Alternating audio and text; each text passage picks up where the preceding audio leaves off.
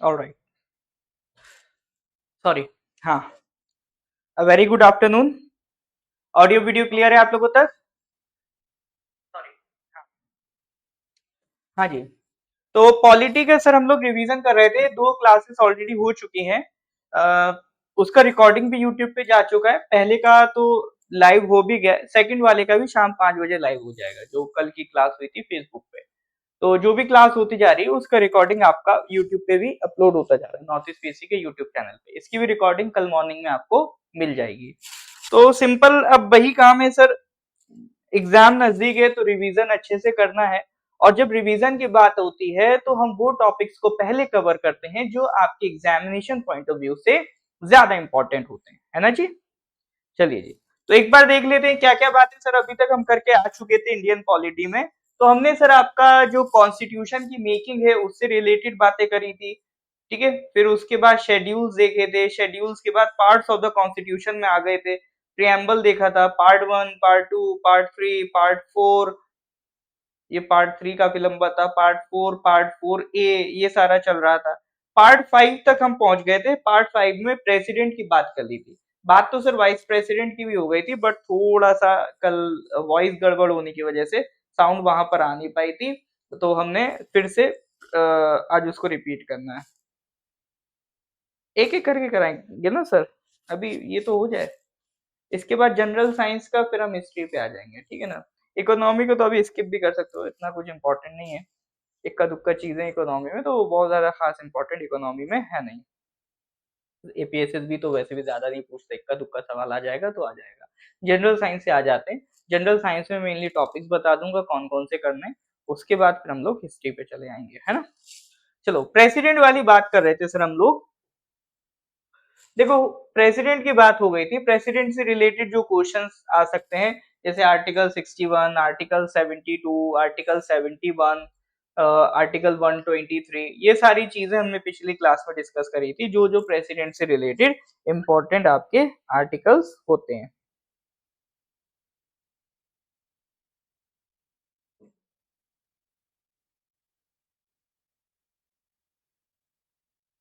ठीक है सर। तो प्रेसिडेंट की बातें हो गई थी। वाइस प्रेसिडेंट से आज स्टार्ट करते हैं। देखो, वाइस प्रेसिडेंट से आपके एग्जाम में ज्यादा सवाल नहीं आते हैं। अभी तक तो ज्यादा कुछ खास देखने को नहीं मिला है। अगर वाइस प्रेसिडेंट की बात करेंगे तो एक दो पॉइंट है, उनको नजर रख लेना, उस पे काम आपका बन जाएगा, ठीक है। तो वाइस प्रेसिडेंट में एक दो पॉइंट्स है दैट आर इंपॉर्टेंट, उसमें आपका काम बन जाता है। सबसे पहले तो ये कि सर वाइस प्रेसिडेंट किस आर्टिकल में लिखा है। पहला पॉइंट तो ये ध्यान रखना, वाइस प्रेसिडेंट आर्टिकल 63 में लिखा हुआ है, ठीक है, there shall be vice president. दूसरी चीज ये याद रखना, जो राज्यसभा होता है सर, या उसे कह लो काउंसिल ऑफ स्टेट्स। राज्यसभा थोड़ा सा बेसिक में बता देता हूं, आगे भी पढ़ेंगे। यूनियन में जो लेजिस्लेटिव होता है, लेजिस्लेटिव जो कानून बनाता है, उसके दो हाउस हैं। जो लेजिस्लेटिव बॉडी होती है यूनियन की, उसे क्या कहते हैं, पार्लियामेंट कहते हैं, जिनका काम क्या है, यूनियन के लिए लॉ बनाना। पार्लियामेंट के दो हाउस होते हैं, लोकसभा, राज्यसभा। अभी लोकसभा के इलेक्शन तो आपने देखे थे, लोकसभा के मेंबर्स कैसे इलेक्ट होते हैं। यहाँ पर पूरे देश को 543 पार्ट्स में बांट दिया जाता है, 543 कॉन्स्टिट्यूएंसी।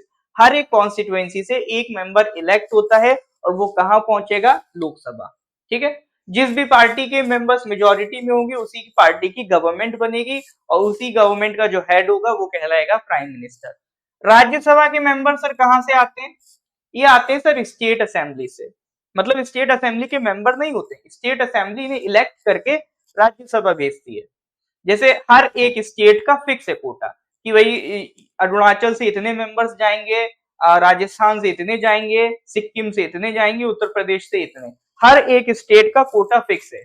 आपको याद होगा शेड्यूल 4 में राज्यसभा सीट एलोकेशन आपने पढ़ा था, ठीक है। शेड्यूल 4 में आपका राज्यसभा सीट एलोकेशन है। तो वो राज्यसभा सीट एलोकेशन क्या है सर, वो यही है, किस स्टेट से कितने मेंबर राज्यसभा में जाएंगे, वो शेड्यूल 4 में सारी जानकारी लिखी है। तो जैसे अरुणाचल से एक मेंबर जाते हैं राज्यसभा में। अगर आपको अपने राज्यसभा मेंबर का नाम पता हो तो जरूर बताइए। दूसरी चीज कि हर 6 साल पे इनका इलेक्शन होता है। इलेक्शन के बाद वहां की जो असेंबली जिसको भी चुनेगी वो राज्यसभा में जाके बैठेगा। तो Rajya Sabha is basically voice of the states, ये स्टेट्स को रिप्रेजेंट कर रहे हैं। यूनियन के सामने ये स्टेट्स की आवाज रखते हैं कि यूनियन ऐसे कोई लॉज वगैरह ना बनाए जिससे स्टेट की पावर कम हो जाए, इसीलिए राज्यसभा को क्रिएट किया गया। तो पर्पज आपको क्लियर होना चाहिए राज्यसभा का क्या है। तो जो भी राज्यसभा होती है, जैसे लोकसभा का जो प्रिसाइडिंग ऑफिसर होता है, या कह लो लोकसभा का जो बॉस होता है वो होता है स्पीकर। स्पीकर तो सर वही आपका लोकसभा में जो मेंबर्स होते हैं उसमें जिस इलेक्शंस होते हैं तो उनमें से एक बंदा बन जाएगा स्पीकर। लेकिन राज्यसभा में स्टेट्स के मेंबर्स हैं, उनमें इलेक्शन नहीं होते हैं। इलेक्शन होना ठीक भी नहीं है क्योंकि सर हर स्टेट का प्रोपोर्शन सेम नहीं है। अरुणाचल कंप्लेन करेगा कि भाई हमें तो, हमारा तो एक ही मेंबर है, हम कैसे वोट करें। तो इसीलिए राज्यसभा में जो उनका प्रिसाइडिंग ऑफिसर होता है उसे चेयरमैन कहते हैं, वो राज्यसभा का मेंबर नहीं होता है। वो कौन होता है सर? आपका वाइस प्रेसिडेंट। तो vice president is the ex officio chairman of the Rajya Sabha. Ex officio का मतलब ये है कि वो राज्यसभा के चेयरमैन तो हैं बट राज्यसभा के मेंबर नहीं है। ठीक है सर। तो ये दो पॉइंट सबसे इंपॉर्टेंट होते हैं ध्यान रखने के लिए, वाइस प्रेसिडेंट आर्टिकल और उनका क्या कहते हैं, ex officio chairman of the Rajya Sabha. तीसरी एक चीज याद रख लेना, फर्स्ट वाइस प्रेसिडेंट कौन थे? डॉक्टर एस राधा कृष्णन, जो सेकंड प्रेसिडेंट भी बनेंगे। ठीक है ना। चलिए, तो ये दो बातें थी रिगार्डिंग वाइस प्रेसिडेंट। यहां तक कोई दिक्कत है तो बताइए, इज दैट क्लियर और नॉट?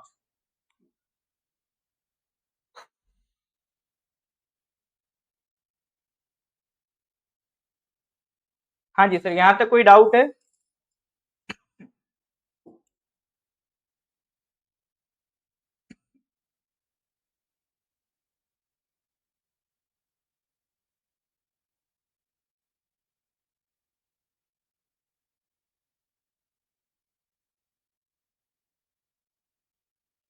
ओके, तो ये वाइस प्रेसिडेंट के बाद फिर सर आगे बढ़ते हैं। नेक्स्ट था आपका काउंसिल ऑफ मिनिस्टर्स। ये सब क्या है सर? यूनियन एग्जीक्यूटिव के पार्ट, प्रेसिडेंट, वाइस प्रेसिडेंट और आपका अगला है council of minister. Council of minister कहां से आ रहे हैं? अभी हमने देखा सर लोकसभा है और राज्यसभा है, ठीक है, पार्लियामेंट के दो हाउसेस। अब लोकसभा में इलेक्शन होते हैं, जैसे अभी इलेक्शन हुए, तो जिस पार्टी की मेजोरिटी रही उस पार्टी ने एक अपना लीडर चुना और उसको बना दिया प्राइम मिनिस्टर। ठीक है। और प्राइम मिनिस्टर को कौन अपॉइंट करता है? प्रेसिडेंट अपॉइंट करते हैं। तो प्रेसिडेंट का काम यही है कि वो देखते हैं कि भाई कौन मेजोरिटी लेके आ रहा है, ठीक है, तो उसी पार्टी के लीडर को वो बुलाएंगे और कहेंगे आप सरकार बनाओ, तो वो बना ली सरकार। अब उसके बाद जो प्राइम मिनिस्टर होंगे वो अकेले तो सर सारा काम नहीं देख पाएंगे, तो वो अपने साथ अपने कुछ टीम मेंबर्स को अपॉइंट करवाएंगे। ठीक है, प्रेसिडेंट से कहेंगे कि हमें ये पर्सन चाहिए जो मेरे under as a minister work करेंगे। ठीक है, तो प्राइम मिनिस्टर जिनको अपॉइंट करवाएंगे, जो पूरा एक ग्रुप ऑफ मिनिस्टर होगा इंक्लूडिंग प्राइम मिनिस्टर, वो कहलाएगा काउंसिल ऑफ मिनिस्टर।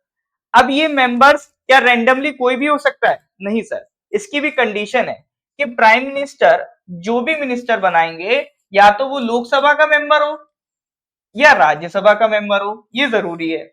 लेकिन कोई थर्ड पर्सन भी आ सकता है, मतलब ऐसा भी पर्सन कोई आ सकता है, अपॉइंट हो सकता है एज ए मिनिस्टर, जो ना लोकसभा का मेंबर हो ना राज्यसभा का मेंबर हो, लेकिन उसको विद इन 6 मंथ्स लोकसभा या राज्यसभा ज्वाइन करनी पड़ेगी। ठीक है, विद इन 6 मंथ्स लोकसभा या राज्यसभा का मेंबर उसे बनना पड़ेगा, अदरवाइज 6 मंथ्स के बाद automatically that person will not be counted as minister. ठीक है, तो ये कंडीशन है।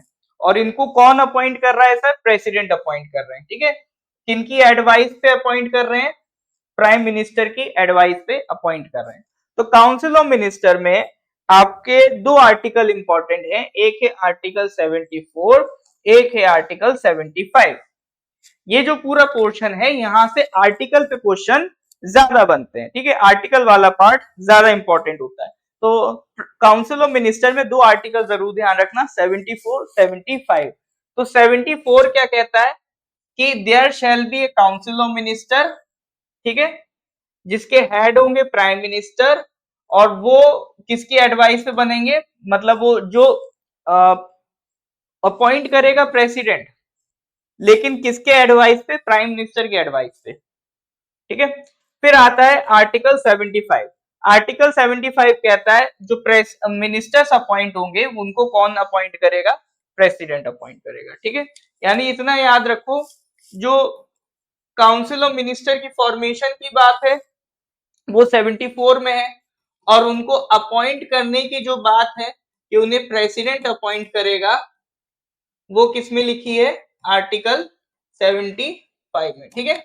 उनको अपॉइंट करने की जो बात है वो लिखी है आर्टिकल 75 में, और there shall be a council of minister, ये किस में लिखा है सर, आर्टिकल 74 में। तो जब भी काउंसिल ऑफ मिनिस्टर्स पढ़ो, कुछ पढ़ो ना पढ़ो, ये दो आर्टिकल्स आपको पता होना चाहिए, very very important for your exams, ठीक है सर। चलिए, तो ये हो गया सर आपका। और ये वाली जो बात थी कि minister must be member of either house of parliament और be elected within 6 months of assuming office, ये भी किस में लिखी है, अंडर आर्टिकल 75, उसके सब क्लॉज 5 में ये भी बात लिखी हुई है, ठीक है। तो रिगार्डिंग काउंसिल ऑफ मिनिस्टर ये दो पॉइंट को ध्यान रख लेना, ये आपको काफी हेल्प करेंगे, ठीक है। अब मैं उसमें नहीं जा रहा हूँ कि कलेक्टिव और इंडिविजुअल रिस्पॉन्सिबिलिटी क्या होती है, उसको स्किप करके अब डायरेक्ट प्राइम मिनिस्टर वाले पार्ट पे आते हैं। प्राइम मिनिस्टर वाला भी पार्ट ऑलमोस्ट काउंसिल में कवर हो जाता है। प्राइम मिनिस्टर के अलावा प्राइम मिनिस्टर में ये चीज ध्यान रखना, prime minister is a real executive, ठीक है। जैसे प्रेसिडेंट के बारे में हमने देखा था, president is a nominal executive, मतलब नॉमिनल ऐसे याद रख सकते हो, नाम के एग्जीक्यूटिव है, काम तो सर कौन करता है, एक्चुअल में प्राइम प्राइम मिनिस्टर करता है। तो प्राइम मिनिस्टर को हम कहते हैं रियल एग्जीक्यूटिव, और आपका जो प्रेसिडेंट है वो कहलाते हैं नॉमिनल एग्जीक्यूटिव। लैटिन भाषा में नॉमिनल डीजियोर, और रियल मतलब डी फैक्टो, ठीक है। तो ये कंफ्यूजन मत होना कभी इसमें। और दूसरा, प्राइम मिनिस्टर प्रेसिडेंट जो थे वो हेड ऑफ द स्टेट थे, हमने क्या पढ़ा था, president is the head of the state, और जो प्राइम मिनिस्टर होंगे वो होंगे sir head of the government, ये डिफरेंस ध्यान रखना। President is the head of the state, prime minister is the head of the government, ये दो डिफरेंस बस मेरे को आपको बताने थे between president and prime minister. और टेबल ऑफ प्रेसिडेंट्स जो है, मतलब हमारे देश में जो सबसे टॉप पोजीशन पे होता है वो कौन होता है, प्रेसिडेंट होता है। कई लोग हो सकता है कंफ्यूजन में सेकंड नंबर पे प्राइम मिनिस्टर कर दे, नहीं सर, सेकंड पे जो आता है वो होता है वाइस प्रेसिडेंट, ठीक है, वाइस प्रेसिडेंट। फिर थर्ड नंबर पे सर प्राइम मिनिस्टर आता है, फिर उनकी काउंसिल ऑफ मिनिस्टर आती है, ठीक है। तो ये सीक्वेंस ध्यान रखना, नंबर 1 पे प्रेसिडेंट होता है, सेकंड पे वाइस प्रेसिडेंट, थर्ड पे आपका आता है प्राइम मिनिस्टर। तो प्राइम मिनिस्टर की रिगार्डिंग यही बातें इंपॉर्टेंट है जिसको आप ध्यान रख सकते हैं, ठीक है।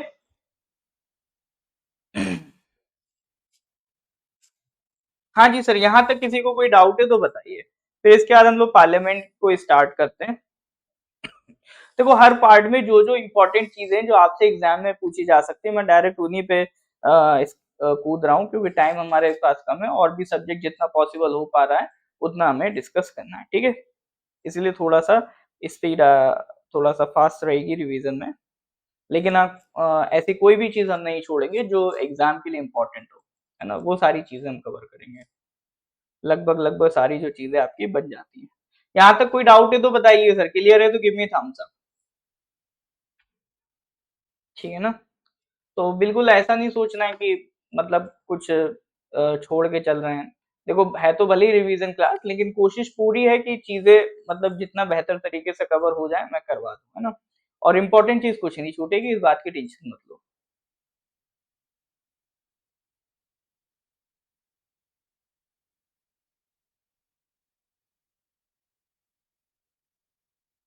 अरे तो कोई दिक्कत वाली बात नहीं।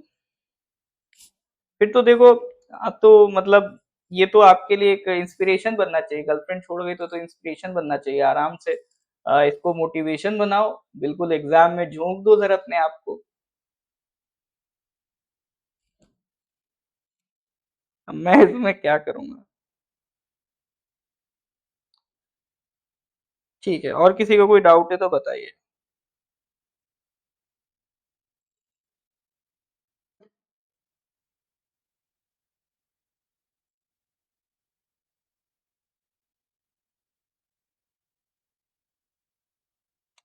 चलो जी। हाँ, तो पार्लियामेंट पे सर हम आ गए। पार्लियामेंट कौन सी सर ऑर्गन है? Legislative organ. जैसे अभी तक जो हम बात कर रहे थे वो था executive, parliament is the legislative organ, इनका काम है लॉज बनाना, और जो काउंसिल ऑफ मिनिस्टर है वो भी पार्लियामेंट का ही पार्ट है, ठीक है।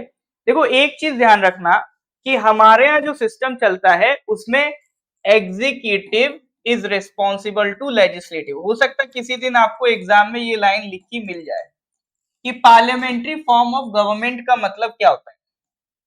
जैसे एक होती है प्रेसिडेंशियल फॉर्म ऑफ गवर्नमेंट जो अमेरिका में चलती है, इंडिया हो, ब्रिटेन हो, हम लोग कौन सी फॉर्म ऑफ गवर्नमेंट फॉलो करते हैं? Parliamentary form of government. तो यहाँ क्या होता है sir? Executive is responsible to legislative, ठीक है। Executive is responsible to legislative, ये ध्यान रखना। यानी हमारे यहाँ लेजिस्लेटिव की पावर ज्यादा होती है कंपेयर टू एग्जीक्यूटिव, क्योंकि लेजिस्लेटिव को जनता ने चुना है और हमारे संविधान के हिसाब से जो जनता जिसको चुनती है उसके पास ऑटोमेटिकली आप देखोगे पावर ज्यादा रहेगी, क्योंकि उसे जनता ने चुना है। डेमोक्रेसी का मतलब ही यही है, ठीक है। तो ये ध्यान रखना, parliamentary form of government means executive is responsible to legislative. इसीलिए आप देखते हो क्वेश्चन आवर्स होते हैं, सेशंस होते हैं, तो पार्लियामेंट में सवाल किए जाते हैं, किससे किए जाते हैं सर? कभी देखा है सरकार अपोजिशन से कर रही हो सवाल? अपोजिशन करती है सरकार से। सरकार मतलब जो एग्जीक्यूटिव है, ठीक है। तो सवाल किससे किए जाते हैं? एग्जीक्यूटिव से किए जाते हैं, और उनको जवाब देना भी पड़ता है। तो इसी को कहते हैं executive is responsible to legislative. अब इसमें ये ध्यान रखना, अच्छा एक चीज और है, ये थोड़ा सा कंफ्यूजन रहता है लोगों को। पार्लियामेंट के ना 3 पार्ट्स होते हैं, ठीक है। ये कलर दिख रहा है ना कि नहीं दिख रहा है? चेंज कर लेता हूं। पार्लियामेंट के सर आपका 3 पार्ट्स हैं। एक आप लोग लोकसभा तो जान ही रहे होगे, एक राज्यसभा भी जान रहे होगे, एक और पार्ट होता है सर प्रेसिडेंट। प्रेसिडेंट क्यों होता है सर पार्लियामेंट का पार्ट? पार्लियामेंट का काम है कानून बनाना। जनरली आप देखोगे जो भी लॉज होते हैं लोकसभा राज्यसभा से पास होने के बाद फिर जब तक प्रेसिडेंट के साइन नहीं हो जाते तब तक वो कानून नहीं बन सकता। इसीलिए प्रेसिडेंट भी हुआ ना सर पार्लियामेंट का पार्ट। लेकिन ये ध्यान रखना, president is the part of the parliament but president is not the member of the parliament. ये किसी दिन स्टेटमेंट में आ जाएगा, आधी जनता बहक जाएगी, ठीक है ना। तो president member of the parliament नहीं होता है, बट हाँ president is the part of the parliament. ये दोनों स्टेटमेंट में डिफरेंस हमेशा बना के रखना, इसमें कभी कंफ्यूजन नहीं करना, ठीक है sir. President is the part of the parliament but not the member of the parliament, ये लाइन क्लियर रखना। बाकी तो सब चंगा सी है ही सर, ठीक है। अब 2 हाउसेस है सर, राज्यसभा लोकसभा। राज्यसभा जस्ट अभी मैंने आपको बता दिया कि जो स्टेट की असेंबलीज होती है उसी में से लोग वही इलेक्ट करके मेंबर कहाँ भेजती? राज्यसभा। इसको हाउस ऑफ एल्डर्स भी कहते हैं, इसको काउंसिल ऑफ स्टेट्स भी कहते हैं, ठीक है। काउंसिल ऑफ स्टेट्स भी कहा जाता है, ये सब राज्यसभा के नाम है, ठीक है। या इसको अपर हाउस भी कहा जाता है, ये सारे नाम इसके साथ चलते हैं। अब इसमें सर मेन चीज ये ध्यान रखना, एक क्वेश्चन जो बनता रहता है जनरली कि राज्यसभा में जो 12 मेंबर्स होते हैं वो नॉमिनेट कौन करता है? प्रेसिडेंट, ठीक है। 12 मेंबर्स को, बाकी सारे मेंबर्स तो सर स्टेट से आते हैं, स्टेट से इलेक्ट होके, लेकिन 12 मेंबर्स जो राज्यसभा के हैं वो नॉमिनेट होते हैं, ठीक है। मैक्सिमम स्ट्रेंथ 250, ये ध्यान रखना, और करंट स्ट्रेंथ 245, और जो 12 मेंबर्स है उन्हें कौन नॉमिनेट करता है? प्रेसिडेंट नॉमिनेट करता है। टर्म कितना होता है सर? 6 इयर्स। जो एक पर्सन का राज्यसभा का मेंबर का टर्म होता है वो होता है 6 साल का, ठीक है। यहाँ थोड़ा सा सिस्टम अलग है। अगर आपसे कोई पूछे राज्यसभा का टेन्योर कितना है, जैसे लोकसभा का तो आप लोग जानते होंगे, नहीं जानते तो बता देता हूँ। लोकसभा 5 साल तक चलती है सर इन जनरल, है ना। अगर इमरजेंसी लग जाए तो एक्सटेंड हो सकता है उसका टाइम पीरियड, या फिर मान लो सरकार गिर जाए, प्रेसिडेंट लोकसभा को डिसॉल्व कर दे मेजोरिटी ना होने की वजह से, तो 5 साल से कम टेन्योर हो सकता है, बट इन जनरल 5 साल का टेन्योर होता है लोकसभा का। लेकिन राज्यसभा का ऐसा कोई टेन्योर नहीं होता है, राज्यसभा कभी डिसॉल्व नहीं होती है। राज्यसभा में हर 2 साल में 1/3 मेंबर्स रिटायर होते रहते हैं, उनकी जगह पर जो वैकेंसीज होती है वहां पर री इलेक्शन होती है, इलेक्शन कमीशन ऑफ इंडिया कराता है और वापस से नए मेंबर्स उनकी सीट पर आ जाते हैं। इनका सिस्टम बिल्कुल फिक्स चलता है, 6 साल की मेंबरशिप होती है एक मेंबर की, ठीक है।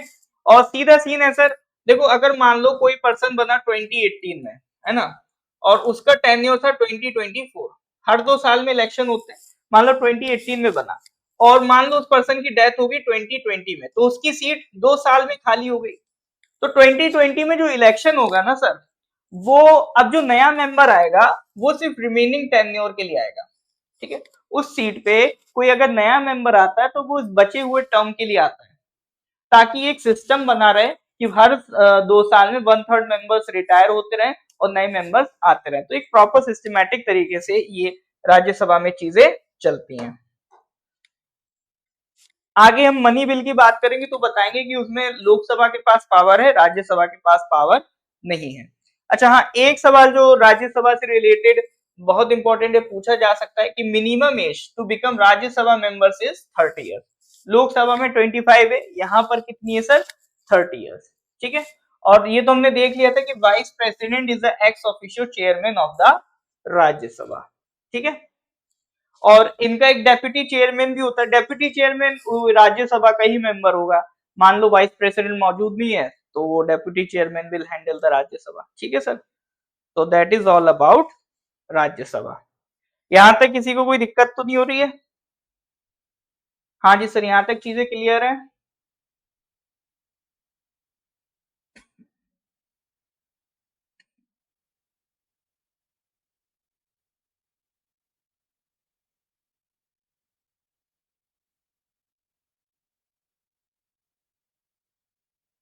कोई डाउट हो तो बताइएगा।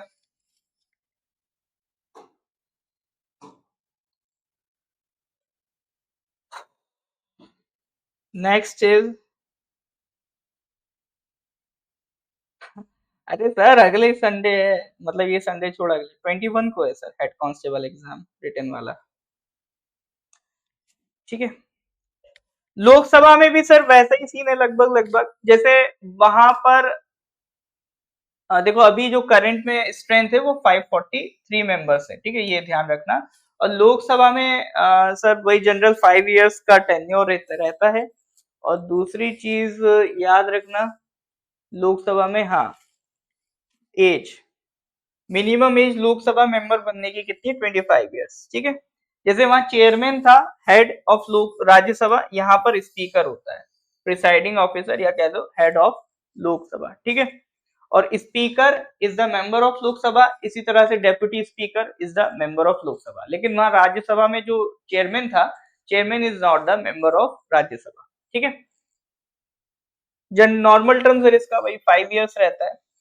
और गवर्नमेंट रन होने के लिए मेजोरिटी लोकसभा में रिक्वायर्ड है, राज्यसभा में नहीं, ये बात ध्यान रखना है ना, कोई फंसाए तो समझ जाना। तो मेजोरिटी लोकसभा में रिक्वायर्ड होती है, राज्यसभा में रिक्वायर्ड नहीं होती है गवर्नमेंट चलाने के लिए, ठीक है। अभी करंट स्ट्रेंथ कितनी है, 543, 543 है। तो मैजिक नंबर निकल के आता है 272। तो जिसके पास 272 मिनिमम सीट्स होंगी वो सरकार चलाएगा। जैसे अभी एनडीए जो अलायंस है, बीजेपी प्लस उनका अदर पार्टीज का जो अलायंस है, उनके पास इतनी सीटें बैठ पा रही हैं, इसलिए वो गवर्नमेंट रन कर रहे हैं। मान लो उनकी सीटें कम हो जाए, उनके अलायंस बिखर जाए, ठीक है, उनके पास 272 सीट्स नहीं रह जाए, तो फिर उनमें से जो भी पर्सन होगा जो मेजोरिटी क्लेम कर पाएगा वो सरकार बनाएगा। और कोई भी मेजोरिटी क्लेम नहीं कर पाएगा तो लोकसभा डिसॉल्व हो जाएगी, फिर री इलेक्शन होंगे, ठीक है। लेकिन कभी भी माइनॉरिटी लोकसभा में सरकार नहीं चलती है। अगर किसी भी पार्टी के पास, किसी भी गवर्नमेंट के पास लोकसभा में मेजोरिटी नहीं है, वो सरकार नहीं चला पाएगा, ठीक है, ये ध्यान रखना।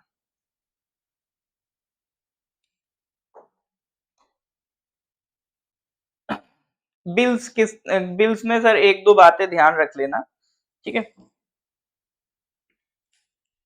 पहले तो ये बताओ, यहां तक कोई डाउट है तो पूछ लो, क्लियर है तो गिव मी थम्स अप।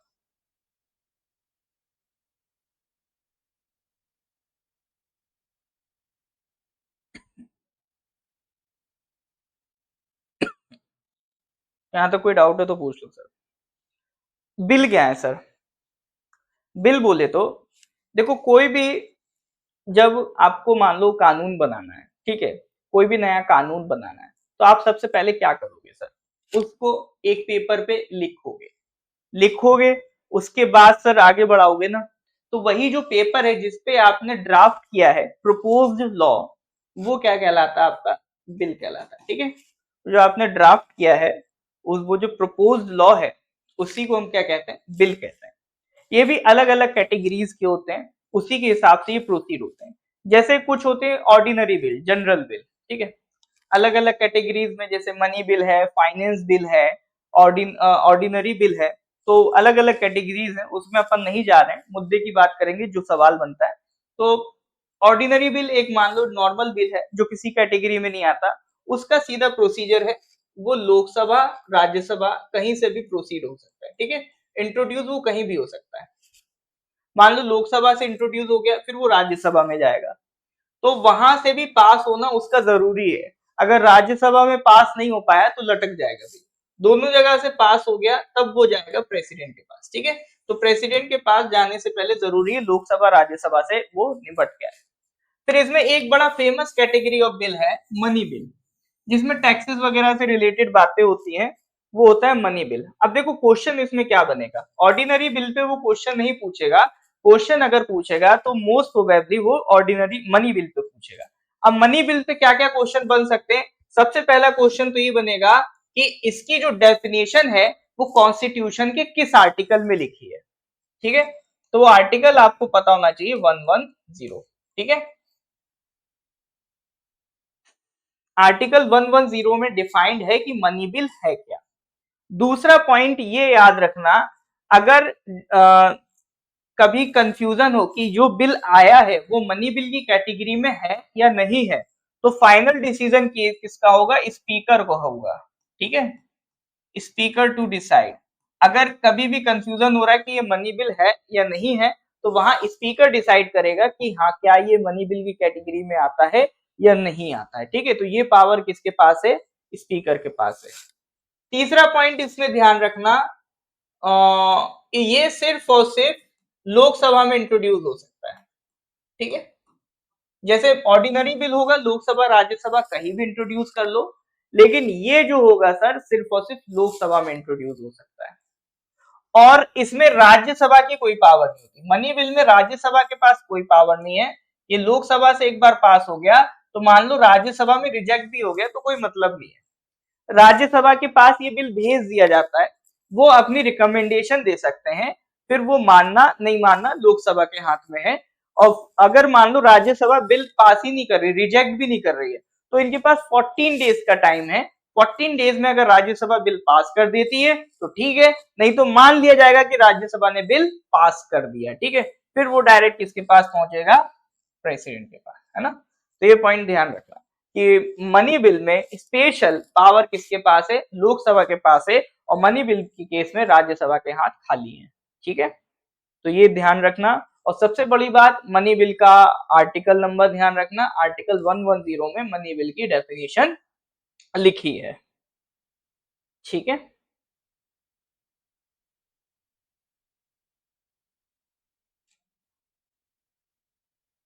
अब ये देखो ये पार्लियामेंट्री टर्म्स है, पार्लियामेंट्री टर्म्स पे एक चीज बता देता हूँ जिसपे क्वेश्चन बन सकता है, स्टार्ड और अनस्टार्ड क्वेश्चन। ठीक है, जब पार्लियामेंट की मीटिंग स्टार्ट होती है तो शुरू का जो 1 घंटा होता है उसमें क्वेश्चन पूछे जाते हैं, क्वेश्चन आवर होते हैं, सवाल जवाब होते हैं, आप सरकार से कुछ भी सवाल कर सकते हो। तो सवाल पूछने के दो तरीके हैं, एक तो आप रिटन में क्वेश्चन दे रहे हो तो आपको रिप्लाई भी रिटन में मिलेगा, एक है ओरल कि आप उनसे ओरल मतलब ऐसी मुंह जबानी ओरल में क्वेश्चन पूछ रहे हो तो रिप्लाई भी ओरल में मिलेगा।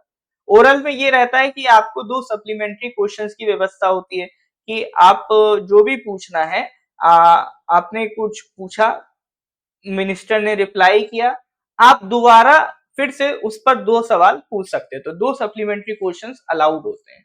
और जो भी आपके क्वेश्चंस होते हैं वो आपको पहले से लिखित में देने पड़ते हैं अगर अनस्टार्ड है। ठीक है, तो स्टार्ट अनस्टार्ट, तो इनका जो स्टार्ड होते हैं, स्टार्ड मतलब जिन पे ये एस्टेरिक मार्क होगा, इनका आंसर ओरली देना होता है अगर क्वेश्चन स्टार्ड है, और अनस्टार्ड है तो इनका आंसर राइटिंग में देना होता है। ठीक है, तो ये दो कैटेगरीज होती है क्वेश्चंस की। ये हो सकता है, मुझे लगता है कभी शायद पूछ ले स्टार्ड और अनस्टार्ड क्वेश्चन में डिफरेंस, तो आपको पता होना चाहिए। बाकी सारे जो पार्लियामेंट्री टर्म्स है वो थियोरेटिकल से, उसमें एमसीक्यू बेस्ड एज सच कोई क्वेश्चन बनेंगे नहीं, है ना। चलिए, यहां तक किसी को कुछ पूछना है तो बताइए सर।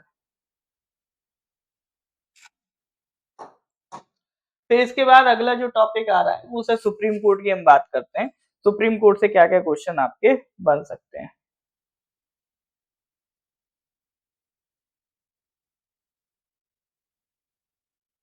क्लियर है तो गिव मी थम्स अप। यहाँ तक कोई डाउट है तो बताइए। कुछ भी डाउट नहीं आ रहा है या सब ऊपर से जा रहा है? हाँ जी सर, डाउट नहीं आ रहा है या फिर मतलब सब बच जा रहा है? समझ पा रहे हैं कि नहीं समझ पा रहे हैं सर? फिर मुद्दे की बातें चल रही है सर। सुप्रीम कोर्ट में देख लो सर, जैसे पार्ट 5 हमने देखा था, आर्टिकल 52 से लेकर 151 तक। तो इसमें जो सुप्रीम कोर्ट है वो कवर है सर आर्टिकल 124 से लेकर 147 तक, इसमें सुप्रीम कोर्ट आता है। सुप्रीम कोर्ट से रिलेटेड बेसिक क्वेश्चन ये याद रखना, कब इनॉग्रेट हुई थी? 28 जनवरी 1950 को इनॉग्रेट हुई थी। ठीक है, तो ये बेसिक फैक्चुअल सवाल आ जाते हैं। सुप्रीम कोर्ट की मैक्सिमम अभी जो स्ट्रेंथ है वो कितनी है? 34 है। दूसरा सवाल, मैक्सिमम अभी सुप्रीम कोर्ट की स्ट्रेंथ कितनी है? 34 है। अभी बातचीत चल रही है, ये हो सकता है आने वाले टाइम में बढ़ जाए। ठीक है ना।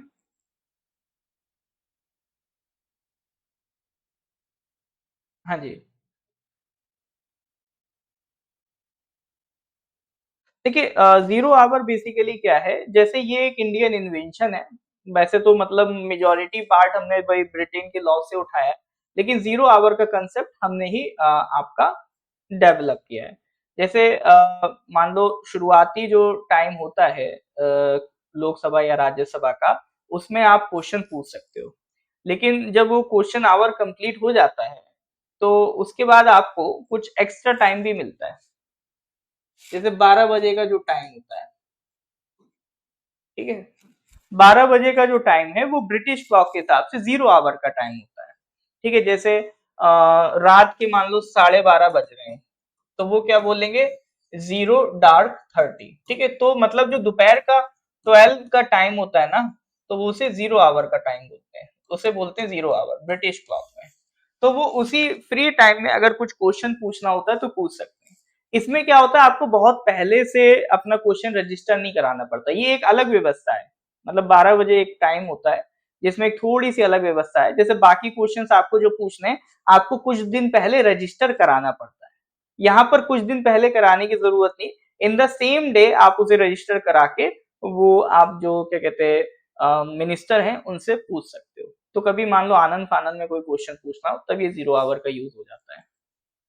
ये सब वही है सर, क्वेश्चनिंग को और स्ट्रेंथन करने के लिए ये सारे आपका कंसेप्ट डेवलप किए गए हैं। ठीक है,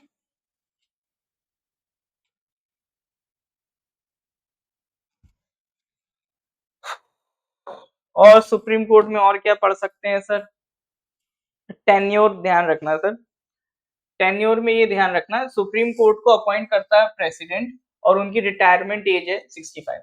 अच्छा, जैसे लोकसभा राज्यसभा में मिनिमम एज थी कि लोकसभा में 65 और सॉरी लोकसभा में 25 और राज्यसभा में 30, तो ये उनकी मिनिमम एज है। लेकिन सुप्रीम कोर्ट का जज बनने की कोई मिनिमम एज नहीं, मैक्सिमम एज है रिटायरमेंट की 65।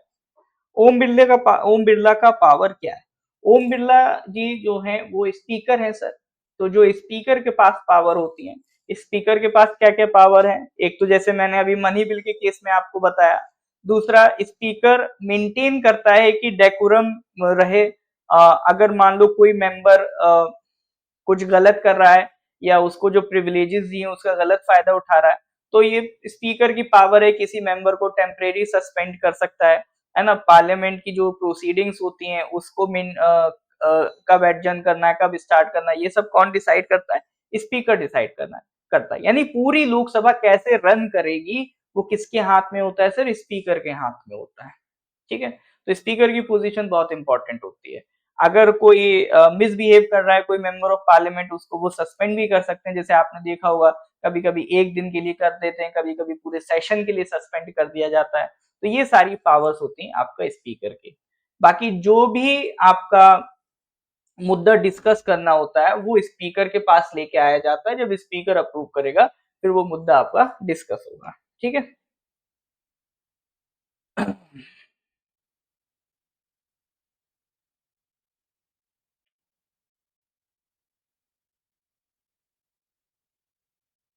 ठीक है सर, इसके बाद इनका रिमूव का प्रोसीजर वगैरह इतना इंपॉर्टेंट नहीं है, बस ये ध्यान रखना इनॉग्रेट कब हुआ था। हाँ, इसीलिए मैं हाइलाइट्स करा रहा हूँ। ठीक है। हाँ, इसमें सुप्रीम कोर्ट में एक दो आर्टिकल इंपॉर्टेंट है, वो देख लो सर। सुप्रीम कोर्ट के एक तो ये कि एडवाइजरी ज्यूरिसडिक्शन है। रिट ज्यूरिसडिक्शन तो हमने पढ़ ली थी सर, वो 5 रिट्स थी, habeas corpus, mandamus, certiorari, prohibition, quo warranto, 5 writs थी। वो आपका किस में कवर है? आर्टिकल 32 में। ठीक है। एडवाइजरी ज्यूरिसडिक्शन भी है सुप्रीम कोर्ट के पास अंडर आर्टिकल 143। सुप्रीम कोर्ट से रिलेटेड कुछ इंपॉर्टेंट आर्टिकल्स है, उनको ध्यान रखना। जो मेन फोकस रखना है ना, आर्टिकल्स पे रखना है, आर्टिकल्स पे क्वेश्चन ज्यादा पूछता है। आर्टिकल 143 एडवाइजरी ज्यूरिसडिक्शन बोले तो अगर सरकार को कोई एडवाइस चाहिए तो सुप्रीम कोर्ट उसको वो एडवाइस दे सकती है ना, उसको कहते हैं एडवाइजरी ज्यूरिसडिक्शन। तो प्रेसिडेंट क्वेश्चन लिखेंगे और सुप्रीम कोर्ट उस पर रिप्लाई भी करेगी, और वो जो एडवाइस होगी वो बाइंडिंग नहीं होगी। देखो, अगर सुप्रीम कोर्ट जजमेंट देगी वो गवर्नमेंट पे बाइंडिंग है, वो उन्हें मानना पड़ेगा, नहीं मानेंगे तो कंटेम्प्ट ऑफ कोर्ट कहलाएगा। बट अगर एडवाइजरी ज्यूरिसडिक्शन का यूज करके कुछ एडवाइस मांगी है तो वो बाइंडिंग नहीं होगी, वो गवर्नमेंट के ऊपर है, उससे चाहे तो इंप्लीमेंट करे चाहे तो इंप्लीमेंट ना करे। ठीक है। तो एडवाइजरी ज्यूरिसडिक्शन के लिए आर्टिकल 143 याद रखना। दूसरा एक याद रखना सर, कंटेम्प्ट ऑफ कोर्ट के लिए कहां गया? हाँ, supreme court is a court of record, मतलब आर्टिकल 129 में ये बात लिखी है। जो कंटेम्प्ट ऑफ कोर्ट निकल के आता है इसी आर्टिकल से निकल के आता है कि अगर सुप्रीम कोर्ट ने कोई भी बात अगर बोली उसकी बात आप नहीं मानोगे, that will be count as contempt. तो ये आर्टिकल 129, 143। ठीक है। और एक होता है सर, इसमें मेंशन नहीं, आर्टिकल 124 ध्यान रखना, कंप्लीट जस्टिस से रिलेटेड होता है।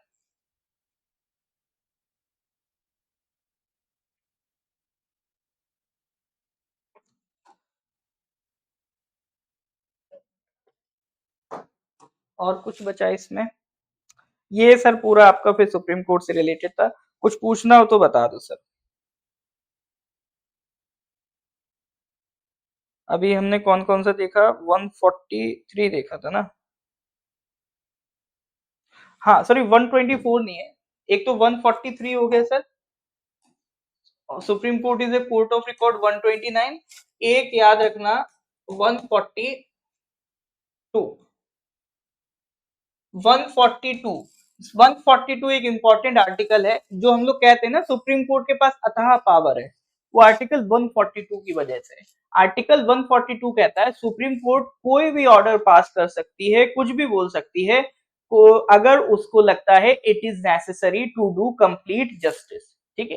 कंप्लीट जस्टिस करने के लिए सुप्रीम कोर्ट को कुछ भी करना पड़े वो कर सकती है। जैसे कई बार आपने देखा होगा कि जैसे फॉर एग्जाम्पल सुप्रीम कोर्ट ने फायर क्रैकर्स पे बैन लगा दिया, ये सुप्रीम कोर्ट का काम नहीं है, ये एडमिनिस्ट्रेशन का काम है, क्या चीज बैन करनी है क्या नहीं करनी है, वो एडमिनिस्ट्रेशन का काम है। बट स्टिल सुप्रीम कोर्ट ने भी वहां पर बैन लगा दिया। क्यों लगा दिया? क्योंकि सुप्रीम कोर्ट के पास ये पावर है अंडर आर्टिकल 142 कि अगर उसे कोई डिसीजन लेना पड़े टू इंप्लीमेंट कंप्लीट जस्टिस तो वो आजाद है ऐसा करने के लिए। ठीक है। तो ये आर्टिकल 142 से पावर देता है। तो ये कुछ इंपॉर्टेंट आर्टिकल्स हैं रिगार्डिंग सुप्रीम कोर्ट। ये फिर आपका यहाँ पर यूनियन कंप्लीट होता है। अब देखो, यूनियन एक बार पढ़ लिया ना तो गवर्नेंस वाला कुछ पार्ट बचता नहीं। एग्जैक्टली जैसे आपका यूनियन चलता है उसी हिसाब से बेसिस पे आपका गवर्नर चलता है। जैसे वहां प्रेसिडेंट होता है, यहाँ पर आपका गवर्नर होता है। बस फर्क इतना है कि प्रेसिडेंट का इलेक्शन होता है, गवर्नर का इलेक्शन नहीं होता, इनको अपॉइंट किया जाता है। वो इंडिया के हेड हैं, ये जिस भी स्टेट के गवर्नर बनेंगे उसके कॉन्स्टिट्यूशनल हेड होंगे। अच्छा, एक पर्सन एक से ज्यादा स्टेट का भी गवर्नर बन सकता है। ठीक है। गवर्नर को कौन अपॉइंट करेगा? प्रेसिडेंट अपॉइंट करेगा। आर्टिकल 155 में ये बात आपका लिखी हुई है। और जैसे वहां पर याद करो, आर्टिकल 72 था प्रेसिडेंट के पास, यहाँ पर आर्टिकल 161 है गवर्नर के पास टू ग्रांट पावर पार्डन। ठीक है, तो 72 161 याद रखना। अच्छा, जनरली देखोगे यूनियन और स्टेट के आर्टिकल्स में 89 का डिफरेंस आता है। जैसे वहां पर देखो 72 था टू ग्रांट पार्डन, 72 में 89 ऐड करोगे तो 161 निकल के आता है गवर्नर के पास टू ग्रांट पार्डन। ठीक है, तो अगर कभी फंसो तो ये चीज आपके काम आ सकती है। इनके पास था ऑर्डिनेंस बनाने के लिए आर्टिकल 123, प्रेसिडेंट के पास। गवर्नर के पास उल्टा होता है। ठीक है, प्रेसिडेंट के पास कौन सा होता है? 213, गवर्नर के पास 213। ये लिखा आ गया। ठीक है,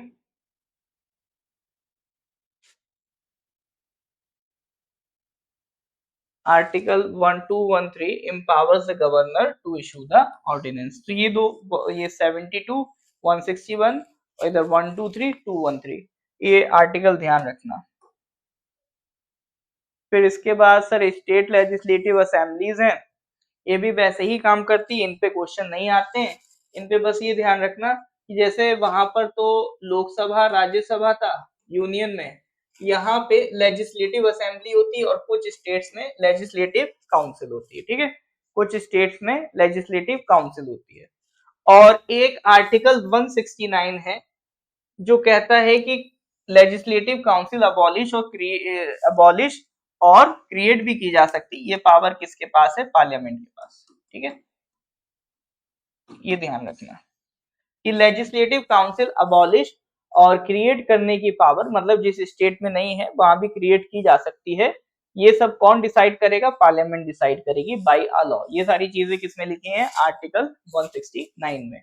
कुछ स्टेट्स हैं उसमें है, कुछ में नहीं है। कौन कौन से स्टेट्स में है एक बार देख लो सर।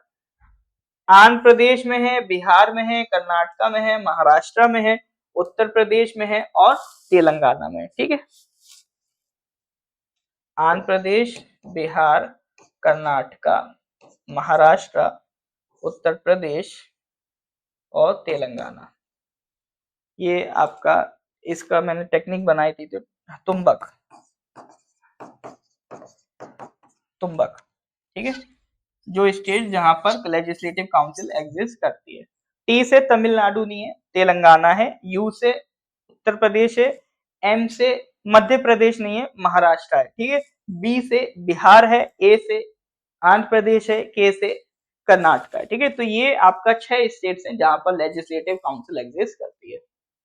ठीक है सर, चलो, तो जो इंपॉर्टेंट बातें थी वो हमने डिस्कस कर ली। बाकी जो आपका सीट्स है, मतलब जो एज है वो वैसी है। वहाँ पार्लियामेंट में लोकसभा की 25 साल थी मिनिमम एज, यहाँ लेजिस्लेटिव असेंबली में आ जाओगे 25 साल है। वहाँ राज्यसभा में 30 थी, यहाँ लेजिस्लेटिव काउंसिल में आ जाओगे 30 है। ठीक है, तो लगभग वैसी चीजें हैं। हाँ जी सर, यहाँ तक कोई डाउट है तो बताइए। आज कंप्लीट कर देंगे, चिंता ना करो, आज पॉलिटी हो जाएगा, कल से नया सब्जेक्ट चलेगा। यहाँ तक कोई डाउट है तो बताइए सर, क्लियर है तो गिव मी थम्स अप। कल फिर हम जनरल साइंस कर लेंगे। ठीक है, जनरल साइंस में भी बहुत शॉर्ट में इंपॉर्टेंट हाइलाइट्स बता के जनरल साइंस कर लेंगे। फिर उसके बाद आप लोग हिस्ट्री हिस्ट्री कह रहे हो ना, तो फिर हिस्ट्री देख लेंगे। हाँ जी सर, यहाँ तक कोई डाउट है तो बताइए। अब कुछ खास बचा नहीं है सर। स्टेट वाला पार्ट वैसे भी इतना इंपॉर्टेंट नहीं होता, जो यूनियन वाला पार्ट है वो ज्यादा इंपॉर्टेंट है, इसलिए मैं इतना इंटरेस्ट भी नहीं ले रहा हूँ स्टेट में। तो क्लियर है तो कि भी हम साहब। हाँ जी सर, कोई दिक्कत है तो बताइए। बाकी अपना स्टेट का याद रखना कि आपके स्टेट में लेजिस्लेटिव काउंसिल नहीं है अरुणाचल में। दूसरा ये ध्यान रखना कि आपके जो मेंबर्स हैं लेजिस्लेटिव असेंबली में कितने हैं, 40 मेंबर्स हैं ना, तो ये अपने में भी ध्यान रखना सर।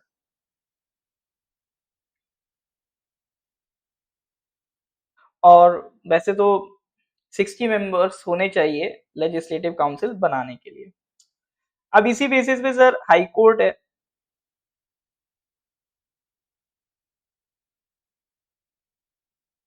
हाई कोर्ट में सर ध्यान रखना, एक फैक्चुअल बात बता देता हूं, क्योंकि आते सवाल सर फैक्चुअली हैं। ठीक है, सवाल जो होते हैं वो फैक्चुअली आते हैं। तो ये ध्यान रखना कि oldest high court is the Calcutta high court.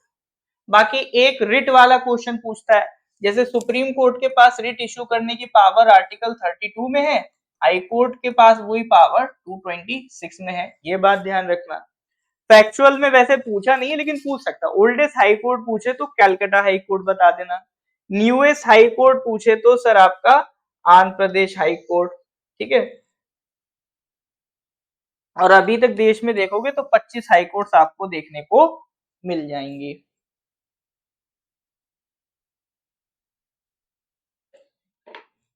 एक मिनट रुकिएगा बस, एक फैक्ट चेक करना मुझे।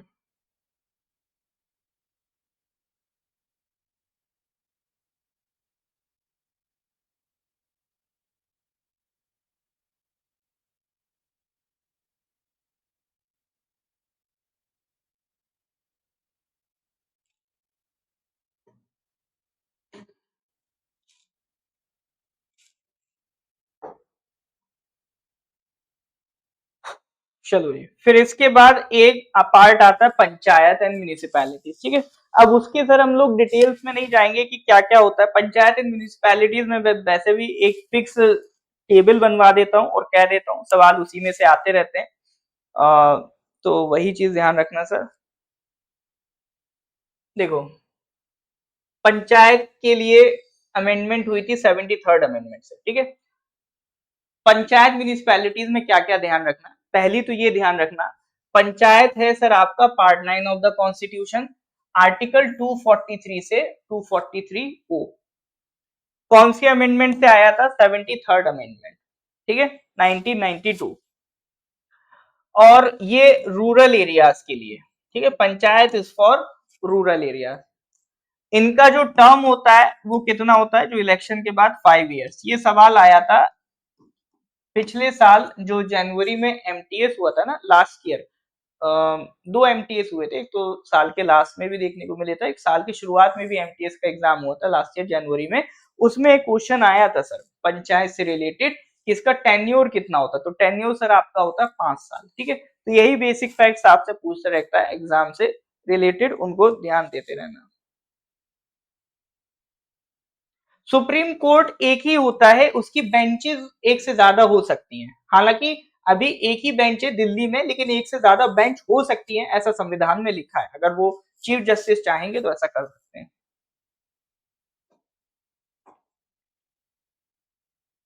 और पंचायत कहाँ कहाँ नहीं है, नागालैंड में नहीं है, मेघालय में नहीं है, मिजोरम में नहीं है, दिल्ली में नहीं है, यहाँ पर आपका पंचायत एग्जिस्ट नहीं करती है, क्योंकि यहाँ पर सर आपका अपना ऑटोनॉमस काउंसिल है वो वर्क करती हैं।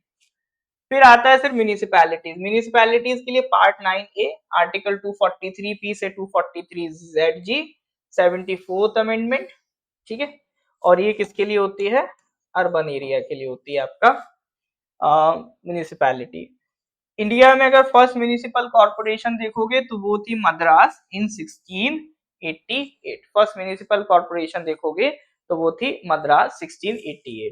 इसी तरह से पंचायत का भी पूछ ले, पहली पंचायत ऑर्गेनाइज तरीके से जो बनी थी वो राजस्थान में नागौर में बनी थी, ठीक है, वो आपसे पूछ सकता है।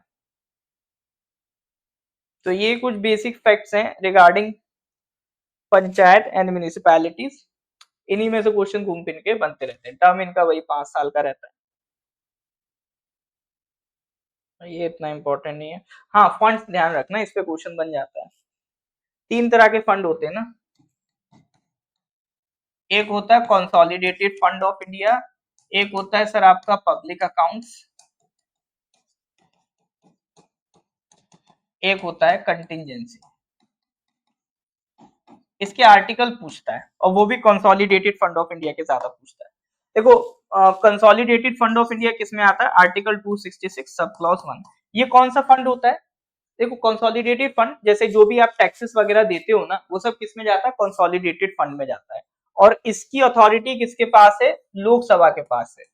अभी जैसे बजट पास होता है तो बजट में बेसिकली होता क्या है, सरकार लोकसभा के पास जाती है, उनको बजट दिखाती है इतना पैसा चाहिए, जब लोकसभा मेजोरिटी से वोट करती है तब बजट अप्रूव होता है, ठीक है।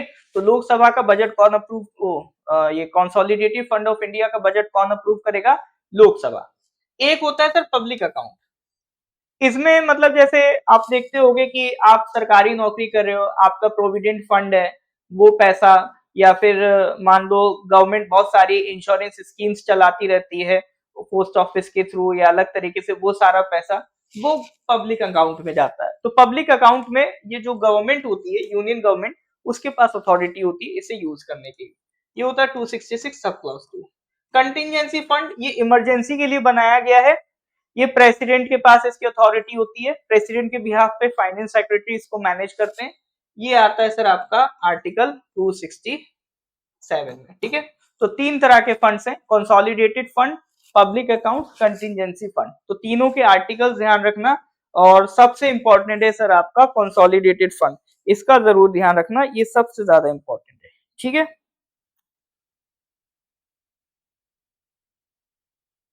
हाँ जी सर, यहाँ तक कोई डाउट है तो बताइए, क्लियर है तो गिव मी थम्स अप।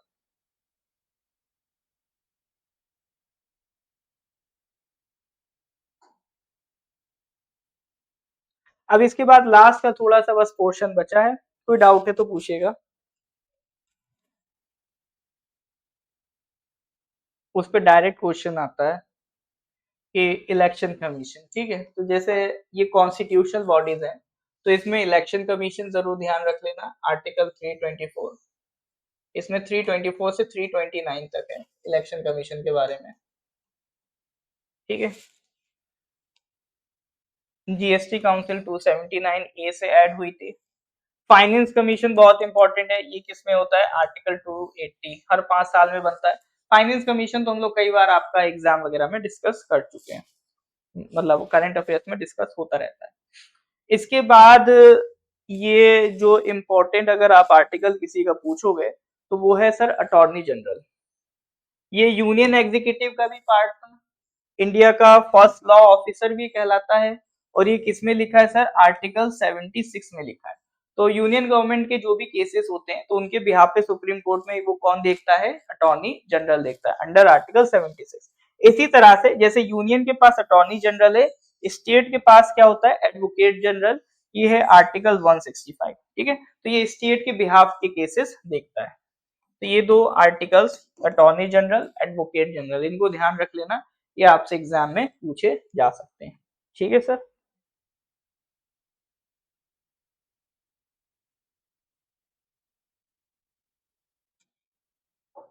अब इसके बाद नॉन कॉन्स्टिट्यूशनल बॉडीज में अगर आप आ जाओगे तो प्लानिंग कमीशन है, प्लानिंग कमीशन पे इतने सवाल बनते नहीं है, नीति आयोग पे बन जाते हैं। नीति आयोग का जो चेयरपर्सन होता है प्राइम मिनिस्टर, ये बात ध्यान रखना। और जो भी उसका वाइस चेयरमैन हो और जो भी उसका सीईओ हो, ये दो नाम देख के जाना एग्जाम से पहले, ये पूछ लेता है, ठीक है। उसके बाद कुछ इंपॉर्टेंट अमेंडमेंट्स है। अमेंडमेंट्स अगर मैं पिछले साल के पेपर्स आपके उठा के देखूं, पूछी नहीं है सर आपकी अमेंडमेंट, अगर पूछेगा भी तो वो 42nd अमेंडमेंट से ही वो संतुष्ट हो जाता है यूपीएसएसबी। तो ये बहुत बात की चीजें, अगर पढ़ना चाहो तो पढ़ लो, इतना इंपॉर्टेंट नहीं है अमेंडमेंट्स। अपना याद रखना सर, स्टेट वाला अरुणाचल बनाने के लिए जो 20 आपका जो फरवरी 1978 में अरुणाचल प्रदेश स्टेटहुड मिला है, तो उसका अमेंडमेंट था 55th अमेंडमेंट 1986। वैसे ये चीज तो अरुणाचल जीके में आप पढ़ भी लोगे। बाकी सारे अमेंडमेंट मतलब देख लेना एक बार, उतना इंपॉर्टेंट नहीं है।